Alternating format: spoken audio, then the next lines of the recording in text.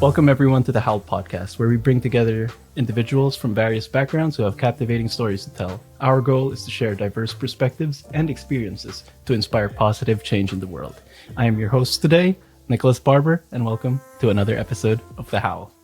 And on today's episode, we are visited here by our two guests. One is a returning guest from our very first episode here in The Howl Season 2, Clarence. And she is accompanied by her husband, Tim Santos, partner, community leader, all-around man. So, welcome, Tim, for the first time, and hopefully not the last episode of The Howl. Man, thank you for having us. Yeah, it's always great having you guys here. We'll start with our first guest, Clarence. Introduce yourself for the people who are just tuning in now. We are having a lot of new viewers come in mid-season. So, yeah. Okay, hi guys. My name is Clarence. I'm a singer-songwriter, and we're based here in LA. And if you want to hear my songs, it's on Spotify, Apple Music, well, everywhere. Just search my name, and yeah. Yeah, and we've been riding this wave of friendship and events for a couple of years now, and I just want to, touch base with you. Like, how has your music journey gone, and how has life been since the last time you've been here on The Howl? Well, I think the last time I did the podcast for Howling It was Feb, right? When we were introducing Sayona. Yeah. And after that, kind of lie low with my music, because I'm very busy with, life. But at the same time, I want to have a rest for music for a while. And then now, trying to write more music and trying to introduce my music or write more music to other people, which is, trying to practice my, songwriting skills. And then, I recently opened for a concert. They're two Filipino bands, the Suit and the Beta. And there's going to be a lot of upcoming collaborations soon. So. More to come in the future, a very exciting news. And I just want to ask a quick question too. It's about your remarkable journey here in America in the music industry, For the people tuning in now, they're probably thinking Clarence, with Sud Nobita, who is this girl about? What is she about, And I just want to let people know that she's actually been going again and again, opening for headliners. So how has that been? How are you feeling? After going in front of thousands of people again and again, are you starting to feel it? Well, of course, the first one is I miss the feeling of being in stage because I was doing theater for 7 years of my life. Every day, I'm on stage and I'm performing. And coming back here, coming in America, it's all stopped. Yeah. And now it's getting, the feeling of performing, even though it's thousands of people, hundreds of people, or even two or a one, right? Yeah. The feeling of this is what I want to do in my life. It's a great feeling. And, helping other artists too, you know what I mean? And also I think for me, I have a mission of sharing what I've been through and through music. And it's a mission of sharing hope for other people and what I've learned in life. That's why, I continue to share my music to other people as much as I can, talk to people as much as I can, because I know my music has a message of hope that people can relate to. I love that. Oh my God. It really does. Every time, we see you performing your songs, just in Big Bear or in cabins, or just hanging out and you're playing your song before you release it. And then being in public, I guess, around hundreds of people. And then they're hearing your song for the first time and then they're connecting to your music. I think it really connects, guys, girls, every age, it really connects. So You have something very special in your arsenal there, Oh, Clarence. thank you. And just before we go on with everything, Tim Santos, first time on the show, Yeah. pastor, leader, occupational therapist, community leader. Where did it all begin, man? Just for the people watching, maybe just listening. Tim Santos, Filipino as man. well, born and raised here, and take us back to memory lane. Yes. Growing up, for 30 years of my life, I've been born and raised out in LA. It was out in East Hollywood. It's not that far from where I live now. I'm just kidding. But it's kind of far. But the area that I used to live in, it was a nice community. Despite all of the hardships of the community and like the area that it was in, there were a lot of like I don't know if I'm able to say stuff like that, but like there's a lot of activity that was out there. Super ghetto. And yeah, like the way that I talk now is completely different from how I talked back then. What I mean by this is sometimes like I know like Clarence and like this guy right here was like, oh, catch me saying foo sometimes, and it's very different, very different. But after that, I just wanted to continue to finish my education because no matter how hard the streets were kind of like telling me like, hey, like where are you from, or hey, why are you out here? I'm like, I'm just trying to go to school, dude. And by grace of God, man, like there's so much like just to give like a little bit of an example too, like going to school was kind of tough for me as well because like I used to be bullied growing up, and I used to get verbally bullied and like physically bullied for my weight back then. And it kind of like just started something inside me. It's like, you know what, I gotta get out of here, and I looked into wanting to become an RN at one point. So I was like, oh, you know what? I'm going to go ahead and try to become a CNA, a caregiving nursing assistant, right? So I did that for about like 4 years. I was like, this is not cutting it, dude. So from there, I ended up doing a little bit more training, became a restorative nursing assistant. And even then, I was just like, this is still not enough. So I started to look into like other schools, and while I was looking into all these other schools, as we all in the past back then, this is just me sharing how I was back then. Like I had a lot of vices, like there would be like smoking, drinking, like partying, all of this. So it was like being torn between two worlds type of thing, like getting education down and at the same time spending time with my friends. Yeah. Right. So And I have at a one question. point, Do you mind if I go ahead. interject real quick? Oh yeah, go ahead, dude. Like we're bridging two worlds here, just for people who don't understand. Yeah. I was born in Quezon City, Metro Manila. Tim was born here in LA, and something about like I would just want to talk about like community and kind of like connect the dots here. Like, is LA really that different than Philippines growing up?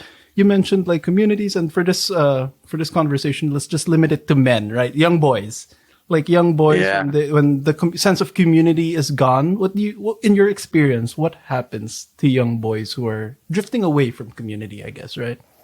Yeah. So in the community where I was at back then, there would be times where I would get hit up. This would be like I don't know, active like gang members that would like come up to me, just be like, "Hey, where you from?" Or like, "Hey, let me get a cigarette," And back then, like, my hair was not the way that it was right now. It was shaved, and being around the community, it's like you kind of, you know that saying, it's like, you are who you hang around with. Okay. Like the people I hung You're the around sum with. of the 5 people you hang around with. Yeah. Something like that. Yeah. Yeah, so like everyone dressed alike. Oh, looks like a duck, sounds like a duck, must be a duck, right? Yeah. So, even though I wasn't a part of that, like I would still get hit up and people would just be like, "Oh, hey, like where you from?" And like there's a lot of like kids that are out there, especially like that come out from like broken families Yeah. that find family in these gangs. There's even at one point where like they're even offering me. And I was like, I'm not about that life, dude. I live on the same street, but I'm trying to finish my school. Yeah. And by grace of God, man, like we're just able to, oh, hey, how are you? Like it was kind of creepy at one point because like even walking down the street, like if they see that you're someone that is not part from the neighborhood, they'll tell you for like a good month, right? Like there'll be times where like I'll be walking my dog like with my mom or something. There'd just be like some really jacked like 6'2" like gangster dude like behind us like walking the whole time. And it's like, you turn left, you turn left, you turn right, turn left, turn right, and then go straight back home. And then you see him lives right next to us. I'm like, Oh. okay. Yeah. So I was just giving like an idea of like how the boys are being raised out And there. how old were you then? Like, Dude, around that time, I was like 15, 16 years old. and then these older men, you'd say, how old are they? Like, Yeah, dude, those how old older were- men. Yeah. Bro, yeah, I would say like 30s, like how old we are now. Like, Yeah. trying to like, scare the young ones and tell them like, hey, like this is this street, like we own this. I'm like, all right, cool, Trying to that's flex fine. their Like, influence, right? They're trying to gain their yeah, influence. The more younger like kind kids of get- like yeah. yeah, and sometimes like I see like there would be times like even with the people that I used to hang out with, like they would find security in it and like they would find protection through it. They would feel a sense of like family because they had each other's back, right? And when it would be like having each other's back like that, I'm just like, yo, man, that's dangerous.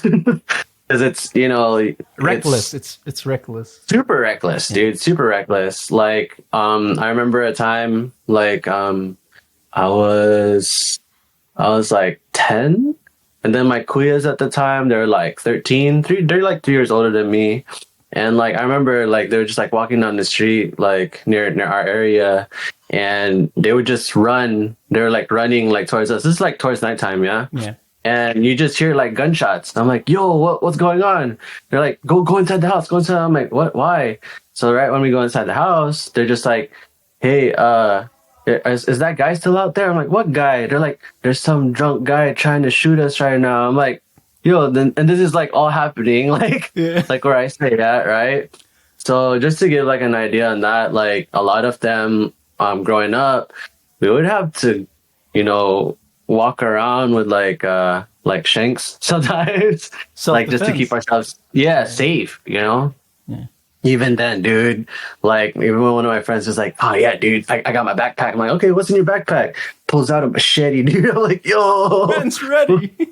yeah, dude." Like it's super crazy. That's why it's very interesting. Like when you ask me like how it was growing up back then, there's so many stories, dude. Like I'm just giving like a little bit here and there because I don't want to go too far into it without you asking me more questions. Yeah. So. No, definitely. I really like this is a conversation me and you actually have had off camera multiple times, right? Because we walk by the street you live, and you talk about the past, you talk about the future, and for the viewers right now, just remember that, okay? Like Tim is correct. Like we can go many hours just talking about this, but basically like the communities around his neighborhood and around America really and the world, there seems to be a loss of community and a waywardness, and these younger people have nowhere else to look sometimes, right, than the older people, and the older people are just kind of have existed in that area too before them, so moving on, we're gonna go into now you guys have opened a music academy. How did that happen? Yeah. Like from that time Go and you for guys it. meet? Yeah, music academy. It's a blessing, because like for P, like growing up, I really want to like take voice lesson or even like piano lesson. But Philippines, it's very, very expensive. Yeah. And we cannot like afford it, even though it's just like one lesson, right? Yeah. But here, I was like telling to Tim, like every time I talk to the parents, right? I was like telling them that, I'm very, very grateful that they support their kids, like doing the music. Yeah. Because that's my dream. That's my dream when I was maybe 7 years old, really want to go to like an academy. But now it's here, I'm managing it, helping kids to, build their music journey, helping them how to, sing properly, play piano properly, build confidence. And hopefully, one day they're going to become an artist too. So that's the Music Academy. There you go. And Tim, as Clarence's husband and a youth pastor, how do you see the power of music impacting these young people's life, especially through, like, your establishment, the youth academy, or the Music Academy? Yeah, definitely. Especially like for the youth right now, like there's a lot of like brokenness and like self-validation that's not really there. A place where people can't really like open up. And with music, it's a universal language, right? You're able to communicate without words. Yeah. And that's like the most beautiful thing. Like you go to any country in the world right now, you play something, someone's gonna like, yeah, I understand that, right? And, we want to give that opportunity for a lot of people, especially for the youth in the community, to have a place where they can like openly express how they feel, where they don't know how to express with words, as opposed to like, joining out in the streets, getting into like, God knows what, like we don't want them to go through the things that we went through growing up, because like as cool as it looks like, it's not really about that life. And, the Music Academy is a really great place for you to just open up about the stuff that you like from voice lessons to like piano, and pretty soon when we have a little bit more students, we're going to be having like guitar too. Guitar. Yep. And, our friend, Rasik is there. Yep. There's like a recording studio there. If they want to record their songs, or,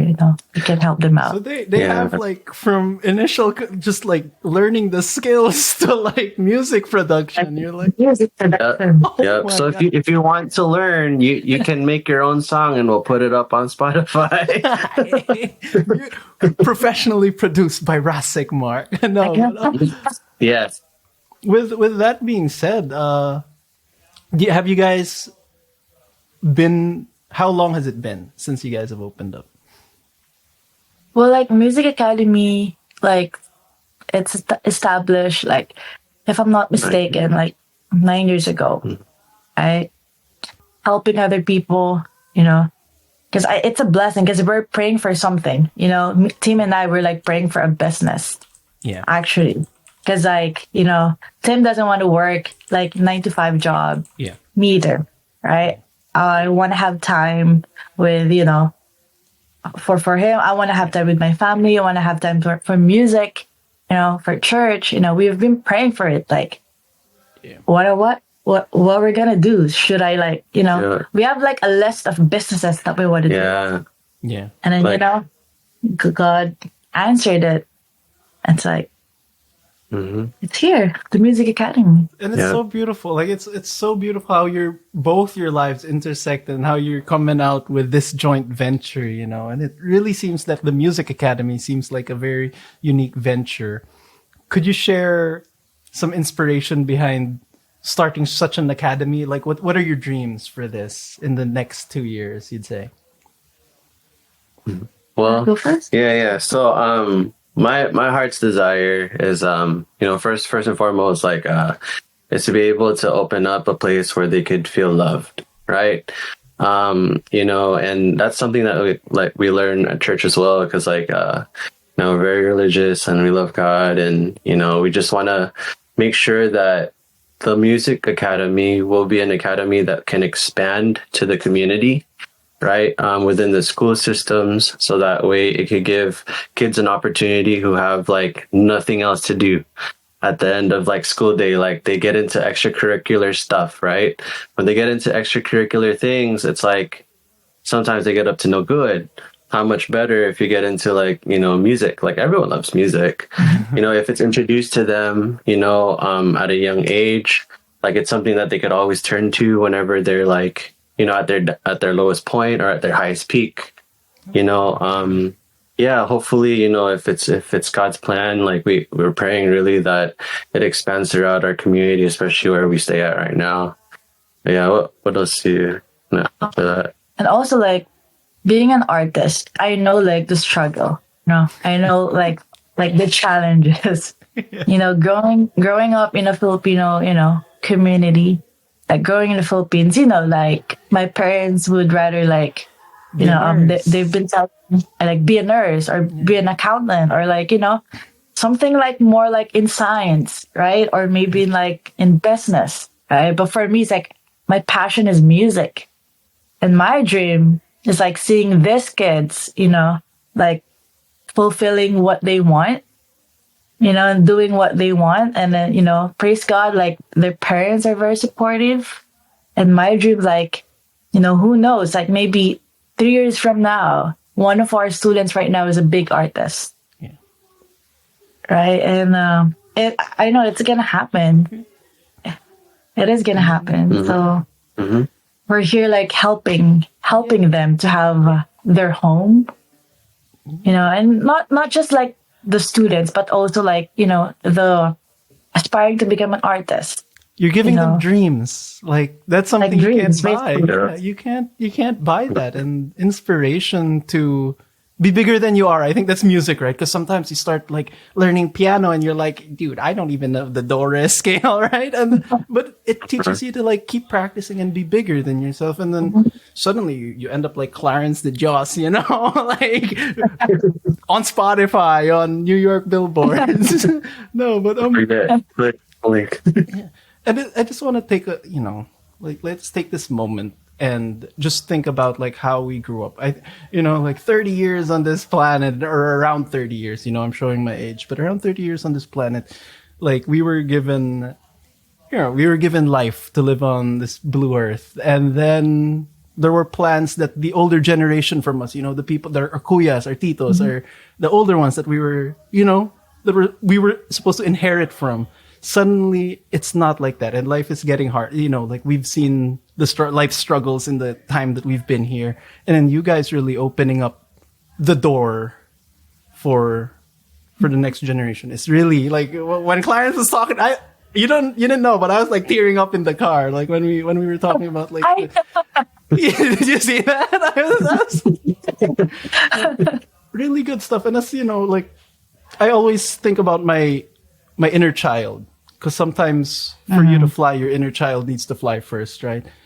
And there were a lot of like situations and stuff that even not only just me, like people around me that I had no control of, because life is just like that.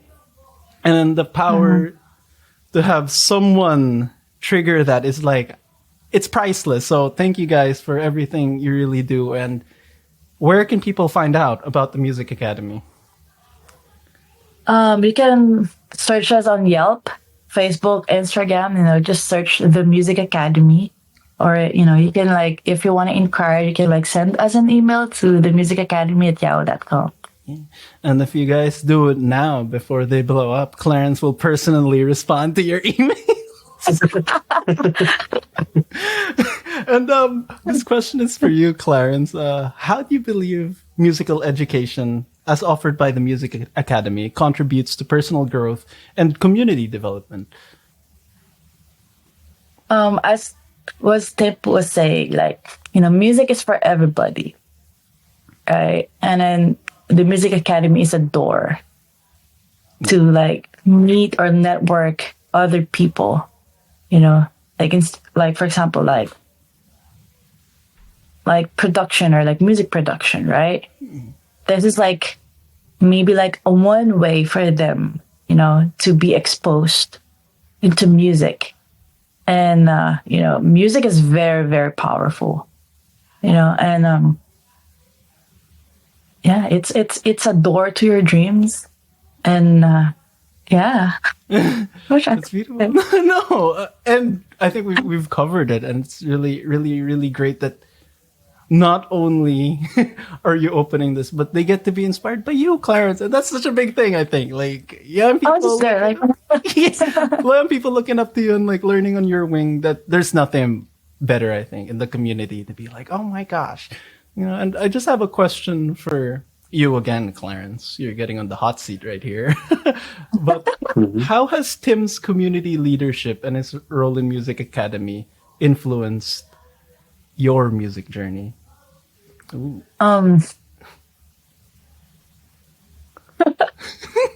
Tim is very supportive. At first, like, I'm always like saying to him, like, thank you for being supportive. Like, it's like, I know, like, we need to, we need to pay bills, Yeah. but like for him, like, he's always like telling me, do whatever you love, which is the music. Music is my life, and music is the only thing that I'm confident of doing it. That's why, I'm giving, praise to God in this talent, because, God will not give me this talent, because God wants me to, like, glorify him through music. And Tim is one of maybe the person, or one of the people who like keep pushing me doing music, because sometimes, like, I want to just like give up. I just want to be like, like sometimes I'm just like telling him, should I just like, apply work at this, but like for him, whatever you want, just, I always support you in everything that you do, in everything, for example, like your dreams. Like, he's very, very supportive. Let's And, So because of Tim, we're about to hear some straight bangers from Clarence in the future. Yes. yes. Yes. Thank you, Tim. And this next one, I want to bring you two together and kind of recollect on this question together and just go off each other. I want you guys to kind of discuss or share with me how your shared passions for music and faith have influenced both your lives.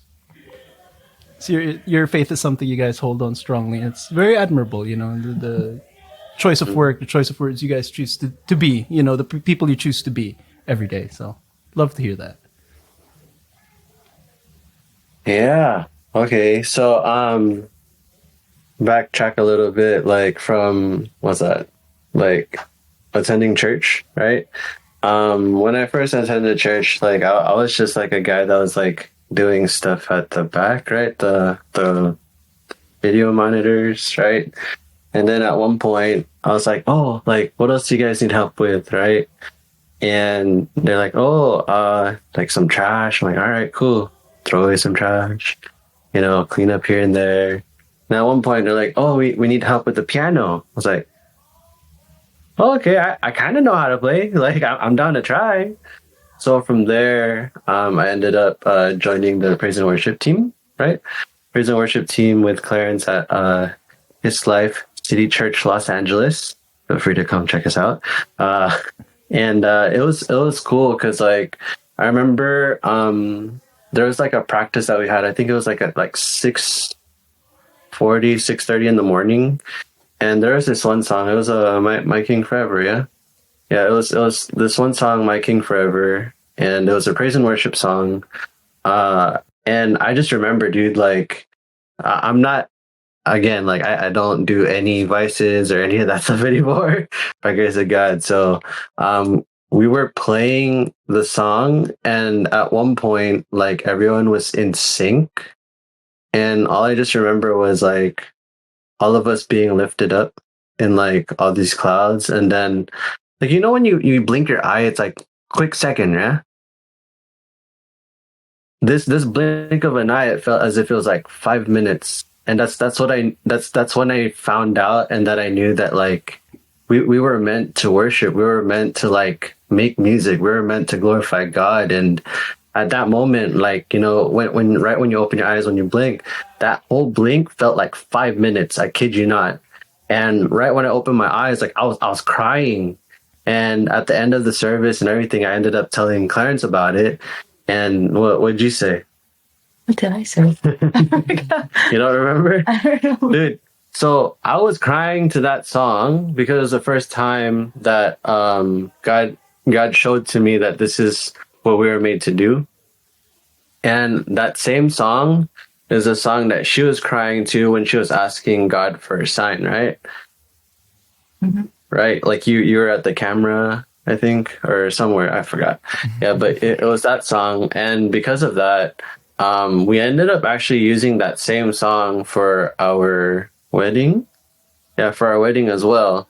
The one that she was singing, I messed up, but you know, it's all good. It's only recorded on cameras. Yeah, you know, it's all good forever now. But yeah, that song, you know, like that's the one that really like helped push, you know, on my end, you know, my faith. For Clarence, like she's been doing that for years, dude. Like, so yeah. How long now? How long you been doing that? 7 years. Yeah. 7 years. Yeah. And yeah, I think like for me, because like music helped me, it comes with my faith too. Because like, you know, I've been like, you know, leading worship since 2016. You know, I wrote a couple of like worship songs, you know, like for me, because like I'm not like very, like people know this one, I'm not a very vocal person.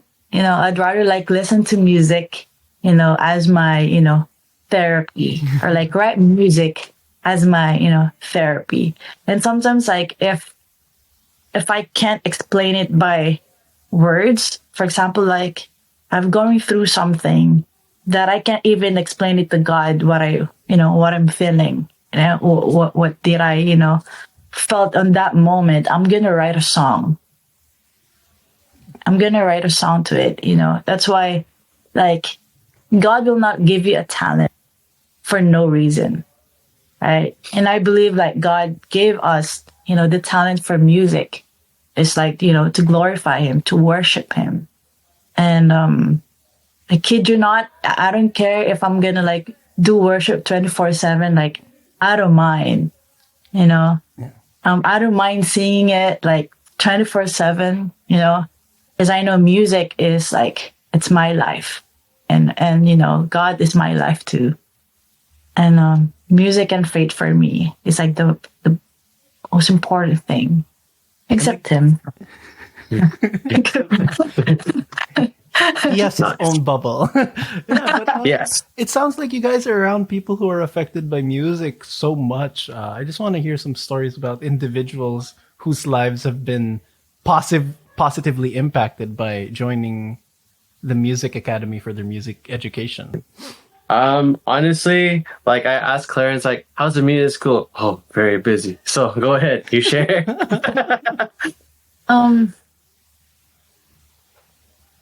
You know, I've been surrounded with a lot of people who is like in the music industry, you know, or maybe like in a creative industry, you know. I have friends like you know, who are like in the creative, or what am I kind of gonna call it? The film side. Film side, music side, you know. Well, I call it creative then. Yeah. So, Yeah. you know, these people like inspire me, you know, to keep pushing forward for the music academy, because like we have a goal. Our goal is like to see these kids like standing on the stage, sing and play. That's it. You know, and no, without, you know, the help of like friends, you know, like church mates too, you know, our pastors, you know, like encouraging us, you know. Doing a business is not easy. All right, it's not easy. There's gonna be like, you know, ups and downs for sure. Sacrifice. Sacrifice. Yep. You know, people. You know, you have to like talking to people. I negotiate, but like for me, it's like, what's our goal? What's our mission? And through the help of the people surrounds us, they're giving us like a positive, like feedback, or like positive, like, or like inspirational message for us, to keep pushing forward and seeing these kids, once they come into the classroom and get out of the classroom, they're smiling, and that's like, what's the perfect purpose of the TMA? That's it. You cannot buy happiness. And Oh, that is good. Is that really your slogan? You cannot buy happiness? I'm gonna put it now. Yeah. That's good. I'm like, you should use that. There you go. I like that. And now, it's fresh. We can talk about it. This next part is about balancing careers, community, and education. I just want to dive into the challenges and rewards of balancing careers with community leadership, music, and music education. Now we spoke about what people get. What do you guys get? Like what does it feel like to be members of the community and community leadership, actually, and give back? For me, like, people know this, even my friends. Sunday is my church day. I Like, if you guys are gonna invite me, I'm gonna say like, have church. Like, Nick knows that one, Yeah. right? It's not like Sunday is my church day, and like, I'm not like serving God. I'm not like asking for like a return of blessing or something like that. It's very, very like fulfilling, like serving God. Every Sunday, waking up like 5, coming home like around like 4-ish, 4 p.m. and, balancing, work and like music, the work and the TMA, like sometimes I'm just like thinking, it's like, oh, why, like, we only have 24 hours, but like, how can I like, manage?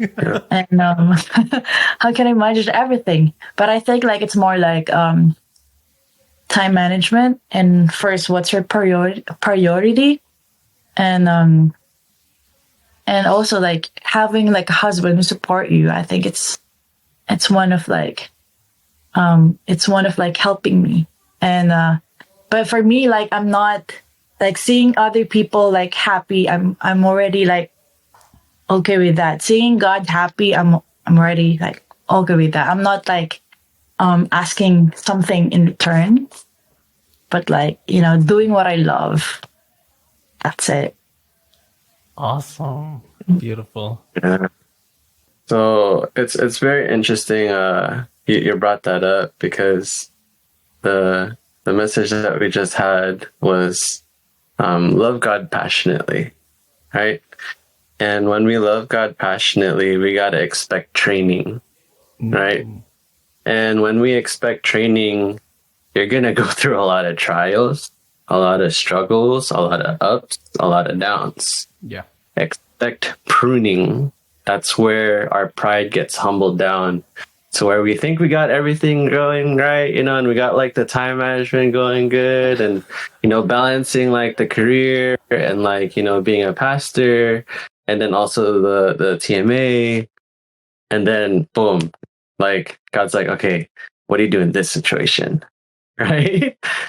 And it's a blessing because one, like through every trial that we go through, we always put God first in everything that we do, everything that we say, and everything that we think, everything that we feel. And in return, God has blessed us like beyond like words.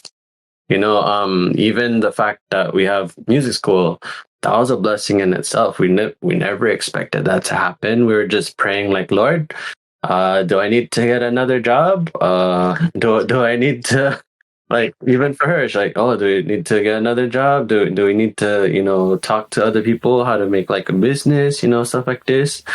And all we did was, even through the struggle, you just keep on pushing, and then God rewards it. And it's very fulfilling too, being a youth pastor as well. Like I love being a youth pastor. Like I never once thought that I would fall in love with God in such a passionate way, to where it would be able to affect every aspect of our life, from like our marriage to like work, to the TMA school, to even just being with friends.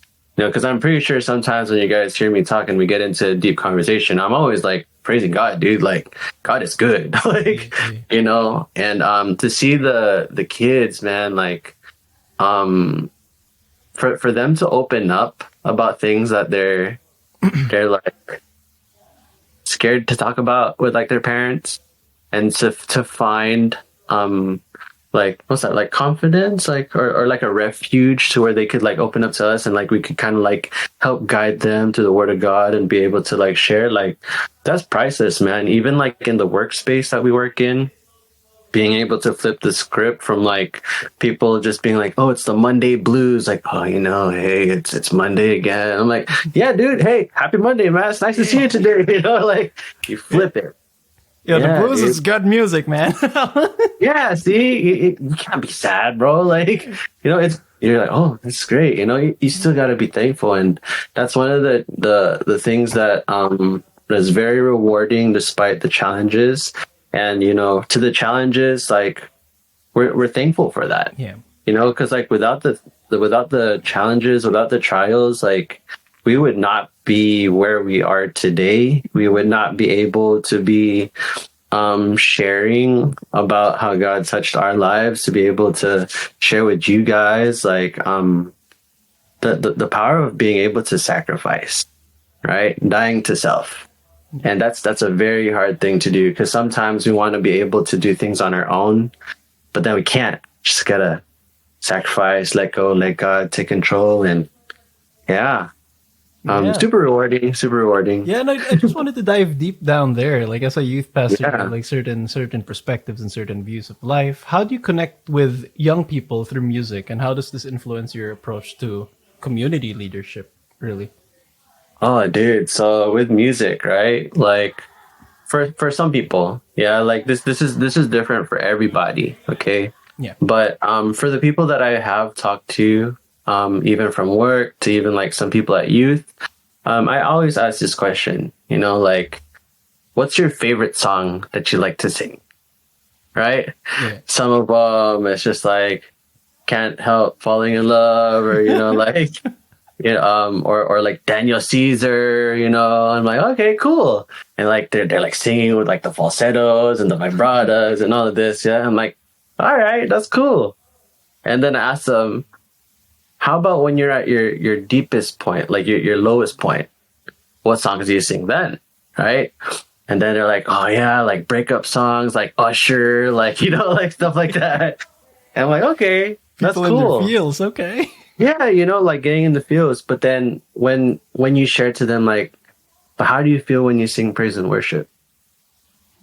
Like, they're like, huh, it's different. I was like, right? Like, what do you feel? And then like most answers that I would get is, it's not, you're not singing for self gratification.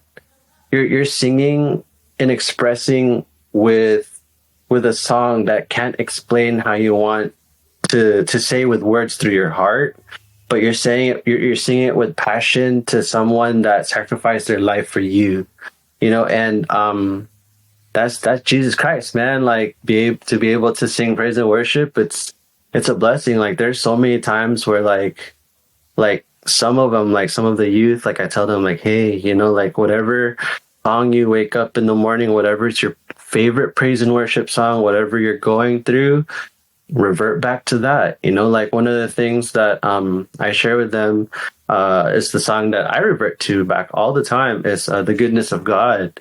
And it's like, all my life you have been faithful, all my life you have been so good, like every breath that I am able, oh, I will sing of the goodness of God. Like, just to be able to sing that in my head, even when you're going through a tough time, like, like it helps you, dude. Like it flips your mentality. It flips like how you're feeling and everything. And that's what I want to share with like the kids too. Like that they don't have to like, like self-harm themselves or any of that. Like you could just communicate through like the music that you listen to. And that's another thing, like you got to be careful what you listen to as well. We can. Oh, Tim, before you start there, that's another episode. Yeah. We've talked about this many times, but yeah, I do believe that. And thank you for that insight, really. Clarence, the question now is to you. What advice do you have for aspiring singers looking to balance their musical pursuits with other aspects of their life? And I know community is important for you guys. Do you guys kind of instill that belief in community? Or how do you guys have people lean on their community a little bit more, be more engaged? Am I making sense? Like, I think I kind of understand what you're saying, but I know that question is for Clarence. It's like how we lean onto community, like how we love God, make disciples, impact our world. The way that we treat people, it becomes contagious, and that's how they end up treating the people around them as well. Huh? Does that make sense? that made sense, yeah. Clarence, I guess I'll reframe that. What advice do you have for singers, diba? People who are starting out in their singing career and they're struggling to balance? Because this episode was kind of like we're opening the door now. Even we have trouble balancing, and it's something you gotta really do every day, diba? And what words do you have for them to help balance their life or have them think about community? Gets? I think I've said this one to the last podcast that I've like, but surround yourself to like the community who will like uplift you, who will like help you, encourage you, and just keep pushing forward. I know it's like life is tough, right? There's gonna be challenges. Because like without challenges, there's no growth, and we wanna see ourselves like growing, in all aspect of our life, even though it's like family, career, or even music. There's gonna be challenges, yes, but if you focus yourself on your goal, and whatever distractions may come, but you have your goal. And you have the people who will support you and will encourage you. And if you have like, spiritual community who will like pray for you, that's a huge help too. And, just keep making music. Because that's it. Just don't stop. There we go. We're going to clip this and always send it to you, Clarence, when you think of quitting music. Like, no, don't quit. And, the Music Academy, ask anybody, and I feel like you've felt it when you did your social media posts and everything. It really is a clear force of positive change. Being Howling Gale and being the Howl, we love positive change, Can you share a moment when you realized its impact on the community, that it was manifesting in front of your eyes? Because it's something different, right? To have a dream about something and then to suddenly, I guess, to reap what it's grammar, you know what I mean? But I talked to like a couple of parents because like every time like I'm in studio, they're waiting for their kid, and every time like I talk to the parents, there's this one parent who's like telling me like, oh, thank you for the Music Academy, because like my daughter is now in like something in school, like about music, and then she said like, the student, the daughter doesn't want to stop doing, piano and voice lesson because like she loves it. And like seeing like I've been like talking to a lot of parents actually, and they're very like grateful and they're very like thankful for the Music Academy, because like I was like telling them that's why we're here, like helping the kids. We're just like the bridge of their dreams, and yeah. So now you're changing, like we've gone 180 from your life to like the parents being we don't wanna have you do music, and now you're encouraging parents to. That is. I was like telling them, like if they're confident enough, if they have like, if they can sing confident, we can record the music. And I think that's And they're like, great. oh. Like, I think like people around the world really, like it's not really Filipinos or, other people in the culture. I think seeing other people dream lightens your heart too, because then you realize you're in a world where dreamers can exist, rather where dreamers need to conform, need to work for the biggest corporation for a low amount of money. Like now we're living in a world where community is actually inspiring people more than, I don't know who was really supposed to do it when we were younger, we're here, in the Music Academy, guys. Please catch them on their socials and everything. And I have just one last question for you guys. Tim, I think you're going to answer this, but please, Clarence, if you want to answer this, if you both want to answer it, how do you guys think music education acts as a catalyst for personal growth and social change, as seen through the lens of the Music Academy? Catalyst. That's a big word, man. We actually have.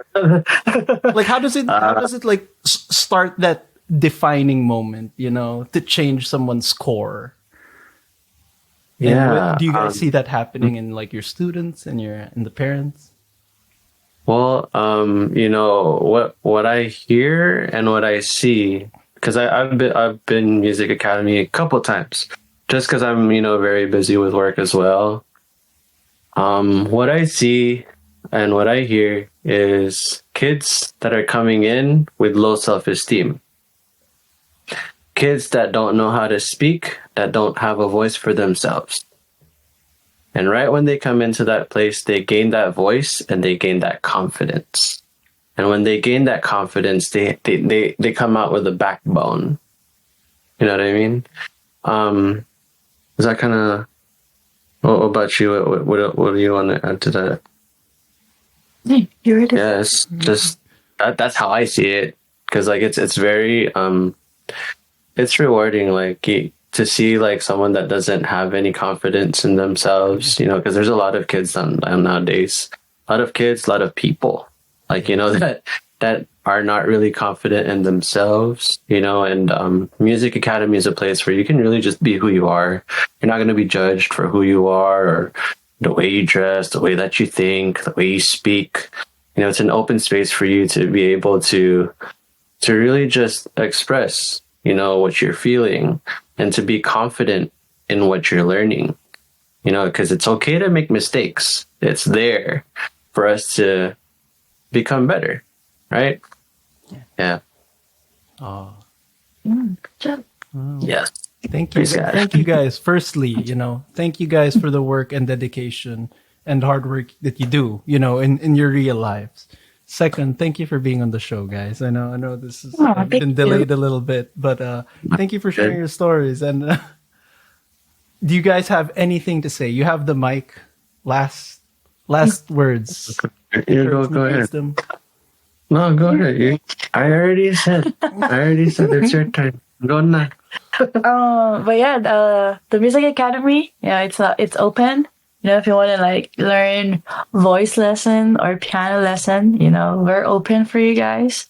And if you want to like inquire, just message us on Facebook. Just search the Music Academy or even Instagram, or you can email us at themusicacademy@yahoo.com. Okay. Yeah. Don't forget, you should hit her up before it blows up. Yeah. All right, guys. Thank you again, and thank you guys for watching us on another episode of The Howl. Catch us next time on the next episode of The Howl.